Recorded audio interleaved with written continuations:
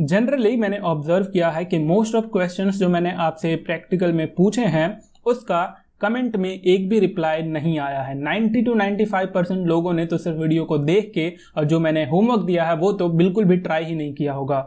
But ऐसा अगर आप सोच रहे हैं कि आप सिर्फ वीडियोस देखेंगे और आपको प्रोग्रामिंग छू मंतर की तरह आ जाएगी, then I am sorry to say you are wrong. Literally you are very much wrong. वरना आप लोग बाद में कहते हैं कि प्रोग्रामिंग बहुत हार्ड है, पाइथन तो मुझसे होता ही नहीं है, एसक्यूएल नहीं होता। अरे एक बार ट्राई तो करो, सब हो जाएगा। सो हेलो एवरीवन, मेरा नाम है मोहित और आज के इस वीडियो में हम कंटिन्यू कर रहे हैं अपने क्लास 12th के चैप्टर नंबर माई एसक्यूएल को। एंड इस वीडियो में हम कवर करने वाले हैं एसक्यूएल कॉन्स्टेंट्स को।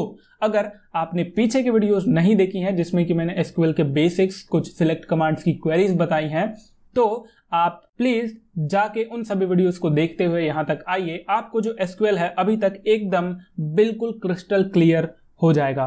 तो अगर हम एसक्यूएल कॉन्स्टेंट्स का डेफिनेशन समझें तो ये हमें कहता है कि a constant is a condition और check applicable on a field और सेट ऑफ फील्ड्स।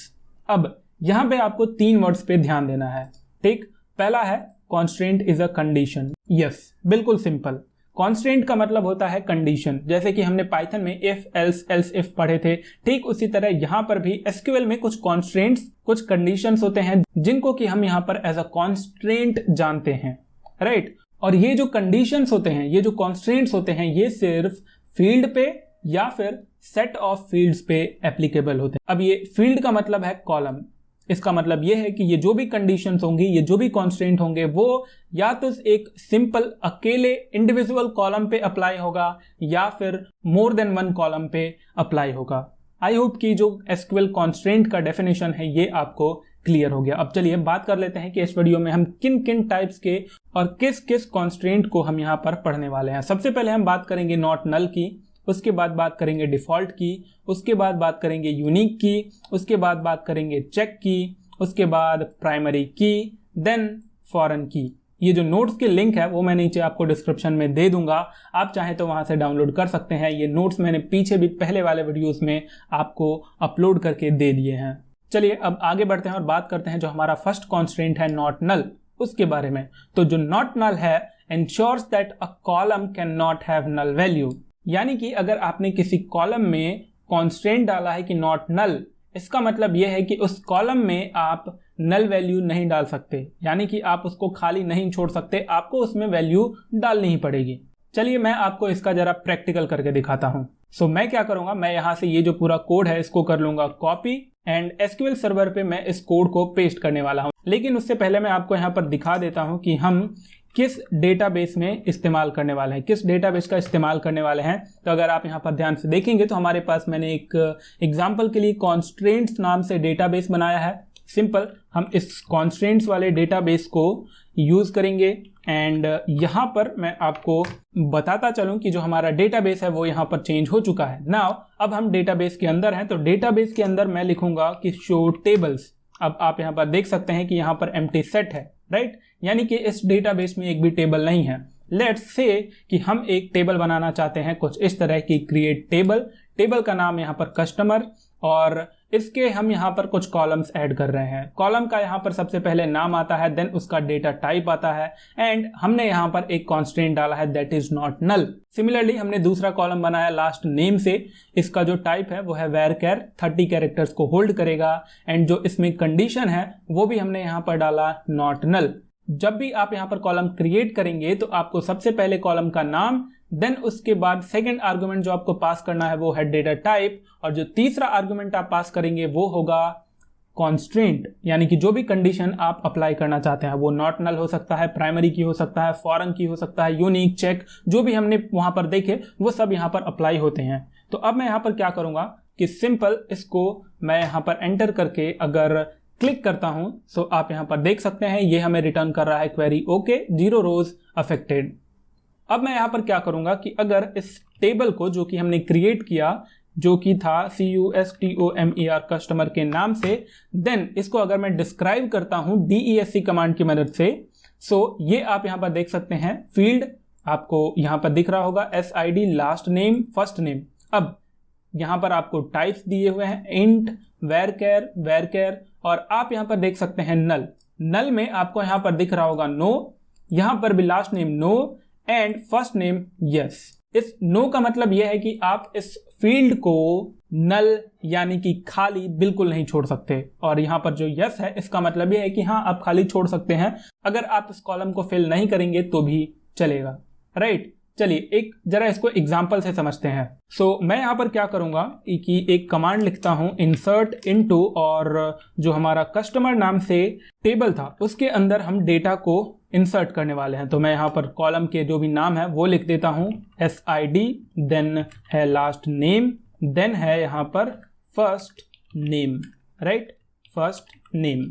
ओके, अब मैं यहाँ पर क्या करूँगा, वैल्यूज़ को पास करता हूँ। वैल्यूज़ में जो है सबसे पहली वैल्यू हमारी होगी SID।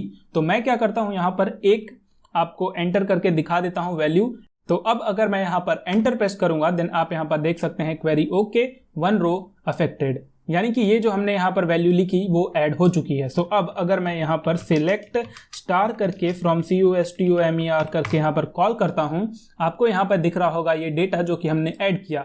लेकिन अब ट्विस्ट यहाँ पर ये है कि मैं क्या करूँगा, insert into customer, right. Then उसके बाद मैं यहाँ पर क्या करूँगा कि ये जो हमने यहाँ पर SID जैसा कि हमने बात किया था कि उसमें आप नल वैल्यू नहीं डाल सकते। अब ऐसा नहीं है कि आप उसमें कोई कॉलम ऐड नहीं करेंगे तो सिंपल आपको यहाँ पर कुछ लिखना ही नहीं है, बिल्कुल नहीं। अगर आप नल वैल्यू ऐड करना चाहते हैं तो उसके लिए आपको यहाँ पर NULL ये टाइप करना होगा। अब वहां पे कोई वैल्यू आप नहीं डाल सकते, इसका मतलब ये बिल्कुल नहीं है कि वहां पर आपको कोई वैल्यू लिखनी ही नहीं है, नहीं, वहां पर आपको नल लिखना पड़ेगा। अब अगर मैं इसको एंटर प्रेस करता हूं देन आप यहां पर देख सकते हैं कि जो column SID can not be null. So इसने आपको यहां पर एक एरर रिटर्न किया। सो आई होप कि आप बिल्कुल अच्छे तरीके से समझ गए होंगे कि मैं क्या बताना चाहता था। थोड़ा डीप में आए हैं लेकिन मजा आएगा आपको समझ के। सो आई होप कि जो नॉट नल कॉन्स्टेंट है ये आपको क्लियर हो गया होगा। चलिए अब आगे बढ़ते हैं और बात करेंगे डिफॉल्ट की। डिफॉल्ट मतलब provides a default value for a column when none is specified, यानी कि अगर आपने कोई भी वैल्यू वहां पर नहीं दी दैट मीन्स कि वो वहां पर डिफॉल्ट वैल्यू जो भी आपने असाइन की है वो वहां पर पास कर दी जाएगी। तो चलिए इसको भी सेम एग्जांपल से समझते हैं। मैं यहां पर क्या करूंगा कि इसको यहां से मैं कॉपी करता हूं एंड SQL सर्वर पे मैं वापस आकर इसे यहां पर पेस्ट कर दूंगा। अब मैं आपको कोड समझाता हूं।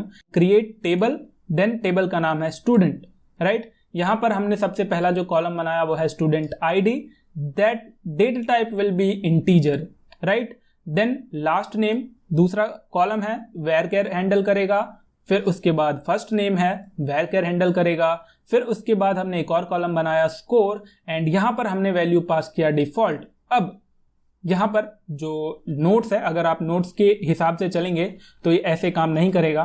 सो जैसा कि मैंने आपको बताया था, स्कोर जो भी आप कॉलम नेम असाइन करते हैं उसके बाद आपको डेटा टाइप असाइन करना है, राइट। तो ये यहाँ पर होगा इंटीजर।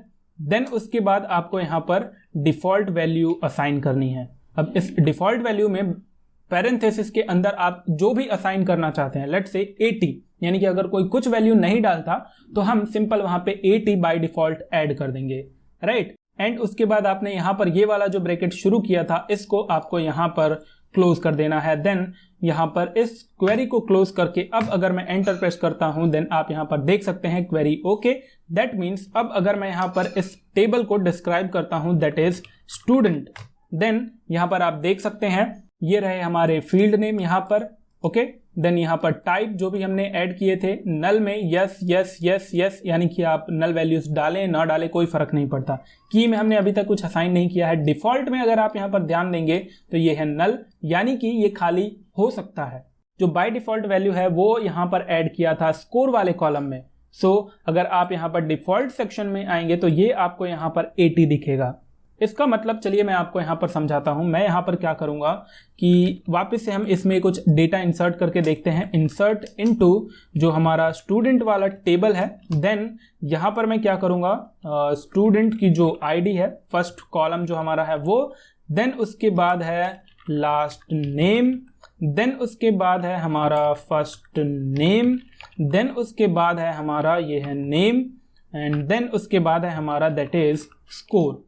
अब मैं यहाँ पर आपको वैल्यूज डाल के दिखाता हूँ। सो स्टूडेंट ID यहाँ पे लेट से हमने डाल दिया 1 and last name let's say मैंने यहाँ पर डाल दिया Kumar, and first name let's say मैंने यहाँ पर डाल दिया मोहित, एंड स्कोर लेट्स से मैं यहाँ पर चाहूँ तो अगर मैं यहाँ पर डालता हूँ let's say 99, okay, and then अगर मैं इसे क्लोज करके यहाँ पर इस क्वेरी को एंटर करता हूँ देन, और अगर हम इस टेबल को चेक करें, सिलेक्ट स्टार फ्रॉम और टेबल का नाम, राइट। सो आप यहाँ पर देख सकते हैं कि जो हमारा टेबल में डेटा हमने ऐड किया वो यहाँ पर ऐड हो चुका है। अब मैं यहाँ पर क्या करूँगा कि इंसर्ट इनटू ये वाला कमांड, देन उसके बाद वैल्यूज़ में हम यहाँ पर क्या करेंगे कि इस मोहित को हटा करके मैं यहाँ पर लिख दूंगा पाइथन, ठीक, पाइथन कुमार, एंड ये यहाँ पर जो है ये 1 की जगह मैं इसको कर देता हूँ 2, ठीक, एंड देन इस 99 की जगह अब अगर मैं, ऐसा नहीं है कि जैसा कि मैंने आपको कहा था कि इसका नल का मतलब ये नहीं है कि आप वहाँ पे कुछ भी नहीं लिखेंगे, ठीक। सिमिलरली डिफॉल्ट का मतलब भी ये नहीं है कि आप वहाँ पे कुछ भी नहीं लिखेंगे। अगर मैं यहाँ पर कुछ भी ना लिखूँ तो क्या होगा, ठीक, जो हमारा स्कोर वाला कॉलम है अगर मैं वहाँ पर कुछ भी नहीं लिखा और मैंने सोच लिया कि जो हमारा बाय डिफॉल्ट स्कोर है वो ऐड हो जाएगा, अगर मैं ऐसा सोचता हूं तो मैं बिल्कुल गलत हूं। क्यों? क्योंकि जो column count doesn't match value count at row 1, तो ये आपको एरर वहां पर मिल सकता है। सो अब मैं यहां पर क्या करूंगा कि इसको लेट से इंसर्ट इनटू, देन यहां पर पाइथन, अब मैं यहां पर ऐड करूंगा जो हमारा डिफॉल्ट वाला वैल्यू है। डिफॉल्ट वाला वैल्यू 80 है तो सिंपल आपको यहां पर लिख देना पड़ेगा डिफॉल्ट, ओके। जो भी आप कॉन्स्टेंट वहां पर कॉलम में लगाएंगे वो आपको यहां पर लिखना बहुत जरूरी होगा, राइट, जैसा कि मैंने यहां पर आपको लिख के दिखा दिया। तो अब मैं एंटर प्रेस करता हूं, देन ये हमें रिटर्न कर रहा है क्वेरी, ओके। अब मैं फिर से एक बार इस टेबल का जो डेटा है उसको मैं यहां पर रिटर्न करता हूं from student, okay. So you have an error, okay, SELEC select star from student, right. And आप यहाँ पर देख सकते हैं कि जैसे ही हमने यहाँ पर डिफ़ॉल्ट यूज़ किया ये हमें यहाँ पर डिफ़ॉल्ट वैल्यू अपडेट कर दी गई। आई होप कि डिफ़ॉल्ट कॉन्स्टेंट भी आपको क्लियर होगा।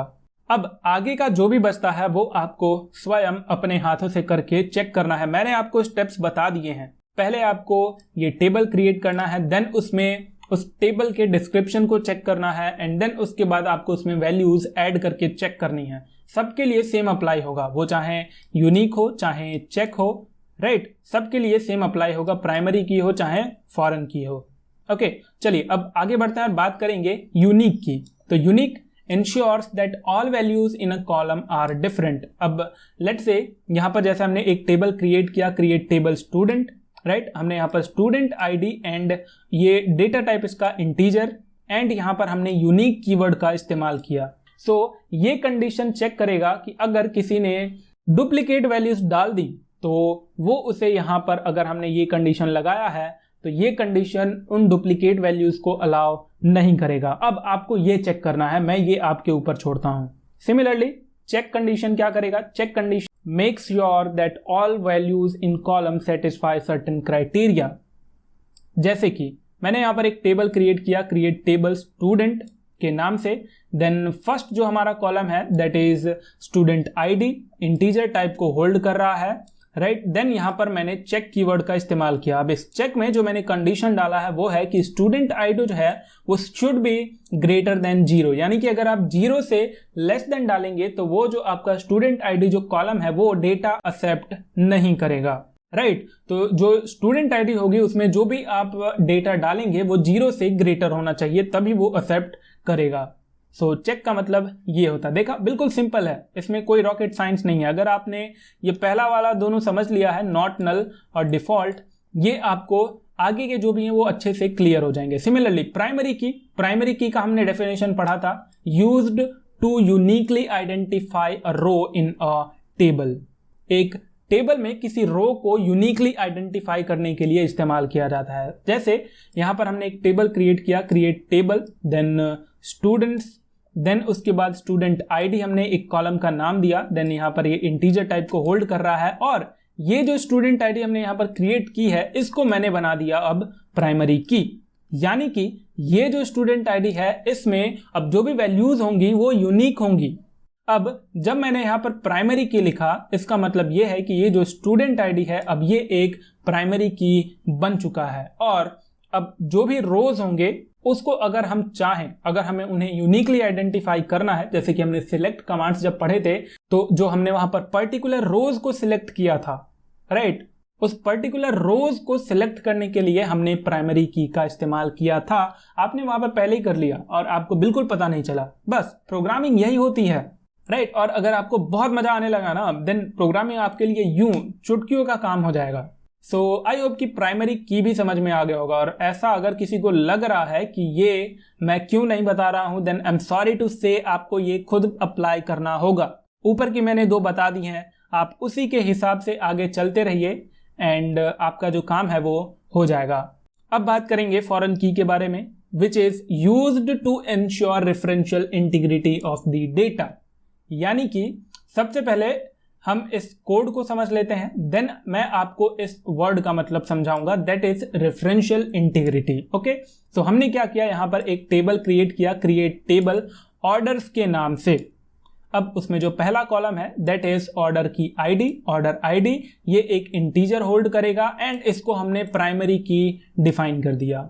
ओके, जो दूसरा कॉलम है वो है ऑर्डर डेट और इसमें जो डेटा टाइप होगा वो डेट होगा। अब डेट हमने यहां पर इस्तेमाल किया तो वो अपने आप ऑटोमेटिकली जनरेट कर लेगा। फिर उसके बाद अगला कॉलम है कस्टमर SID एंड ये भी इंटीजर टाइप को होल्ड करेगा। फिर उसके बाद अगला कॉलम है अमाउंट और ये भी यहां पर डबल। अब डबल का मतलब यह है कि फ्लोट का मतलब आई होप कि आपको पता होगा। फ्लोट का मतलब यह है कि अगर एक कोई नंबर 2.12 है तो वो एक फ्लोट कहलाएगा। लेकिन अगर कोई नंबर 2.1 2 3 4 5 6 7 8 9 10 ठीक कुछ इस टाइप से है, यानी कि 2 3 4 से अगर वो ग्रेटर है तो वो डबल की कैटेगरी में आता है। और ये जो डबल डेटा टाइप है ये पॉइंट के बाद अप टू 15 कैरेक्टर्स तक होल्ड कर सकता है, राइट। यानी कि 2.1 2 3 4 5 6 7 8 9 10 11 12। मैंने यहां पर एक कॉन्स्टेंट लगाया, दैट इज फॉरेन की। फॉरेन की के पैरेंथेसिस के अंदर मैंने यहां पर कुछ डेटा लिखा है, दैट इज कि जो कस्टमर SID है, यानी कि ये जो कस्टमर SID है जो कि हमने ये कॉलम यहां पर जब क्रिएट किया था कस्टमर SID। अब आपको यहां पर ध्यान देना है कि जो पहला यहां पर आर्गुमेंट है वो मुझे इसी टेबल से आता है एंड अगला अगर आप ध्यान देंगे तो यहां पर है रेफरेंसेस। ओके, अब इस रेफरेंसेस का मतलब ये है कि ये जो कस्टमर SID है ये रेफरेंस कर रहा है टुवर्ड्स कस्टमर ऑफ SID। ये कस्टमर एक टेबल का नाम है, इस टेबल में एक कॉलम है जिसका नाम है SID और ये जो कस्टमर टेबल है सबसे फर्स्ट में हमने क्रिएट किया था। यहां पर अगर आप ऊपर आएंगे तो नॉट नल जब हमने इस्तेमाल किया था तो ये है हमारा कस्टमर का टेबल और ये है यहां पर SID। यानी कि यहां पर अब होगा ये कि ये जो कस्टमर SID है ये यहां पर जो हमने क्रिएट किया ये रेफरेंस कर रहा है इस कस्टमर SID को जो हमने यहां पर क्रिएट किया था। इसका मतलब ये है कि यहां पर हमने जो कस्टमर वाले टेबल में ये जो SID नाम से कॉलम क्रिएट किया था उसको इस्तेमाल करके हम उसी सेम चीज को इस्तेमाल करके हम इस टेबल से, ये ऑर्डर्स का जो टेबल है इस टेबल से हम इस कस्टमर SID वाले कॉलम को एक्सेस कर सकते हैं। और ये सेम चीज होता है रेफरेंशियल इंटीग्रिटी। रेफरेंशियल इंटीग्रिटी का मतलब अब मैं आपको जरा यहां पर समझा देता हूं। इसका मतलब यह है कि लेट से मेरे पास एक टेबल है ऑर्डर्स और अगर हम ऊपर आएंगे तो यहां पर है हमारे पास कस्टमर। अब यहां पर यह है कि ये जो SID है ये उस ऑर्डर वाले टेबल में फॉरेन की तरह काम कर रहा है। ओके, सो अब यहां पर अगर ये वाला जो कस्टमर SID है अगर ये रेफरेंस कर रहा है इस कस्टमर के SID में, दैट मीन्स कि ये जो कस्टमर SID है वो इस ऑर्डर वाले टेबल में एग्जिस्ट करना चाहिए, यानी कि ये खुद के टेबल में एग्जिस्ट करना चाहिए। अब अगर ये खुद के टेबल में नहीं है तो भाई तुम दूसरे को कैसे पॉइंट कर रहे हो? अब तुम्हारा कोई खुद का एग्जिस्टेंस नहीं है और तुम दूसरे को पॉइंट कर रहे हो, ऐसा थोड़ी ना चलेगा। सबसे पहली बात मैं आपसे कहना चाहूंगा कि आप वीडियो को रिवाइंड कीजिए और एकदम आराम से धीरे धीरे सुनते हुए यहां तक आइए। ये वाला जो कॉन्सेप्ट है रेफरेंशियल इंटीग्रिटी का ये आपको यहां पर क्लियर हो जाएगा। साथ ही जो फॉरेन की का कॉन्सेप्ट है ये भी आपको यहां पर क्लियर हो जाएगा। दूसरी बात कि अगर आपको फिर भी समझ में नहीं आता तो आप मुझे नीचे कमेंट कीजिए, मैं इसके ऊपर प्रैक्टिकली एक बढ़िया सा सुंदर वीडियो बना के आपको अपलोड कर दूंगा। सो आई होप कि ये जो भी कॉन्स्ट्रेंट्स थे ये आपको यहाँ पर क्लियर हो गए होंगे। हमने नॉट नल के बारे में प्रैक्टिकली बात किया, डिफॉल्ट के बारे में प्रैक्टिकली बात किया, और यूनिक के बारे में तो हमने बात किया लेकिन प्रैक्टिकल आप करेंगे। चेक के बारे में हमने बात किया, प्रैक्टिकल आप करेंगे। प्राइमरी की के बारे में बात किया, फॉरेन की के बारे में बात किया, और इन दोनों का प्रैक्टिकल अब आप खुद करेंगे। नोट्स की लिंक मैंने आपको नीचे डिस्क्रिप्शन में दे दी है, आप वहां से डाउनलोड कीजिए, पढ़िए, प्रैक्टिस कीजिए और आपको एसक्यूएल बहुत ही आसान लगने लगेगा। ओके, सो चलिए फिर आज के वीडियो में बस इतना ही। अब मिलते हैं अगले वीडियो में, तब तक के लिए keep coding, happy learning, good bye.